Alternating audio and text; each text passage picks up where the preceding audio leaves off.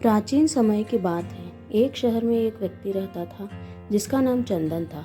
वहाँ अपनी पत्नी और 2 लड़का और 2 लड़की के साथ रहता था और वहाँ किसी छोटे मोटे फ्लैट में काम किया करता था।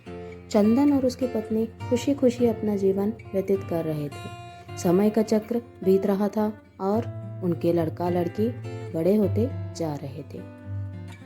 जब उसकी बड़ी बेटी कक्षा 5 में पढ़ रही थी, तभी एक दिन स्कूल की छुट्टी के समय जब वहाँ लड़की सीढ़ियों से नीचे उतर रही थी, तभी पीछे से किसी लड़की से धक्का लगाने पर वहाँ सीढ़ी से नीचे गिर गई, जिसके कारण उसके पैर में चोट आ गई। जब लड़की घर पर लंगड़ाती हुई आई, तभी सबने पूछा क्या हुआ। तभी लड़की ने उन्हें पूरी बात बताई। पिता ने पूछा, छोटी मोटी चोट है, और यह सोचकर उसने अपनी बेटी से कहा कि इसे गर्म पानी से सेक लो, ठीक हो जाएगा। कुछ दिन बीतने के बाद लड़की का पैर फूलने लगा और उसे चलने में दिक्कत होने लगी। तभी उसके पिता ने कुछ लोगों की बातें सुनकर किसी एक तांत्रिक को ले आए, जबकि उसे कुछ नहीं आता था और वहाँ पैर ठीक नहीं कर पाया। कुछ समय बीतने के बाद जब उसकी लड़की की हालत और ज़्यादा खराब होती जा रही थी, एक दिन जब उसके पिता अकेले कहीं बैठे हुए थे, तो वहाँ मन ही मन सोच रहे थे कि क्या करें। तभी सोचते सोचते उनके दिमाग में आया, क्यों ना डॉक्टर को दिखाया जाए। तभी दूसरे दिन वहाँ अपने लड़की को लेकर वहीं पास के अस्पताल में जाते हैं। डॉक्टर जब लड़की को देखता है तो लड़की के पिता से कहता है कि जल्द ही इसका ऑपरेशन करना होगा, क्योंकि इस लड़की के पैर में एक बहुत बड़ा घाव हो चुका है।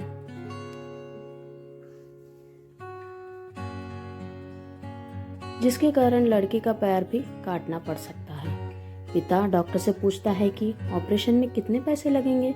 तभी डॉक्टर कहता है 40,000 रुपए लगेंगे। पिता घबरा जाता है, लेकिन पैसे की तलाश में इधर से उधर जाने लगता है। इधर उधर भागदौड़ करने के बाद पैसे की व्यवस्था कर लेता है और लड़की का ऑपरेशन हो जाता है। ऑपरेशन के बाद लड़की अपने घर आ जाती है, परंतु लड़की के पैर में कुछ सुधार ना होने के कारण पिता चिंतित रहने लगता है। इसी तरह 4 साल बीत जाता है तथा पैर में लाख लाख रुपए लगाने के बाद भी लड़की का पैर ठीक नहीं होता है, जिस कारण से पूरा परिवार दुखी रहने लगता है।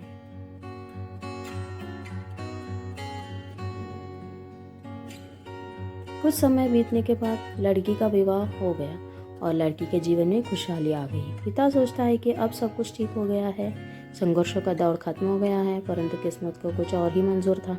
एक दिन जब वहाँ बाजार जा रहा था, तभी पीछे से किसी ट्रक के द्वारा उसका एक्सीडेंट हो गया, जिसके कारण उसके सर में गंभीर चोट आई। चंदन 1 महीने तक बिस्तर पर ही रहा। 1 महीने के बाद ठीक होने पर वहाँ सोचा कि अब सब कुछ ठीक हो जाएगा।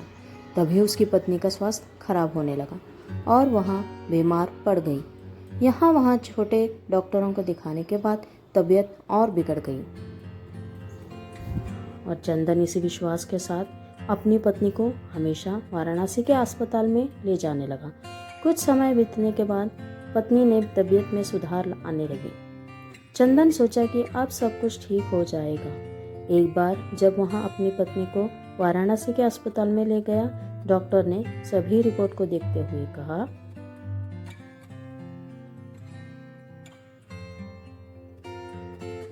सब कुछ ठीक है। चंदन ही खुश हो गया और वहां अपने पत्नी के साथ अपने शहर वापस आ गया। अगली सुबह सब कुछ ठीक था। चंदन का बड़ा और छोटा बेटा दोनों स्कूल चले गए और चंदन अपने काम पर चला गया।